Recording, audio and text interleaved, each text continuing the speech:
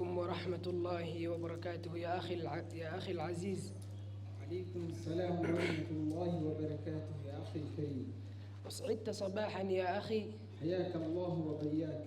لم أرك منذ فترة، كيف حالك؟ الحمد لله أنا بخير، وأنت؟ أنا بخير والحمد لله على نعمه، ولكن خبرني ما الذي أشغلك عنا يا صاحبي؟ هل صحيح أنك بدأت الدراسة؟ نعم هذا صحيح، بدأت بفضل الله وتوفيقه. وأين تدرس؟ أدرس في معهد الجزيرة. وماذا تدرس هناك؟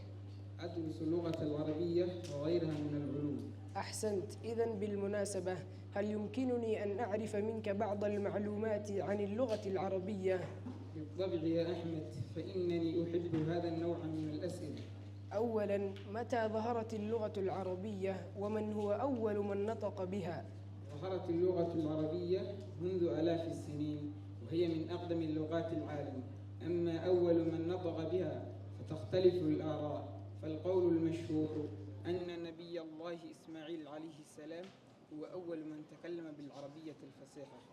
يقول آخرون إن آدم عليه السلام هو أول من نطق باللغة، استنادا لقوله تعالى: وعلم آدم الأسماء كلها. وهل تعلم لماذا سميت اللغة العربية بلغة الضاد؟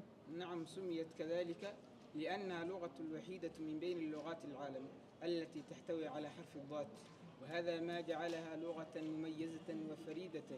ما شاء الله، إنها مميزة حقا. فأخبرني بماذا تميزت اللغة العربية عن غيرها من اللغات؟ تتميز اللغة العربية بمميزات كثيرة منها. أولا، هي لغة القرآن الكريم. ثانيا، أنها لغة ثابتة راسخة حافظت على جمالها لأكثر من 15 قرنا.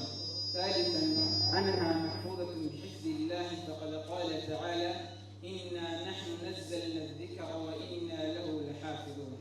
رابعا، أنها مصدر عز وفخر للأمة الإسلامية، وقد قال عمر بن الخطاب رضي الله عنه: تعلم العربية فإنها تثبت العقل وتزيد في المروءة. ما أجمل اللغة العربية. شكرا لك يا عبد الغني.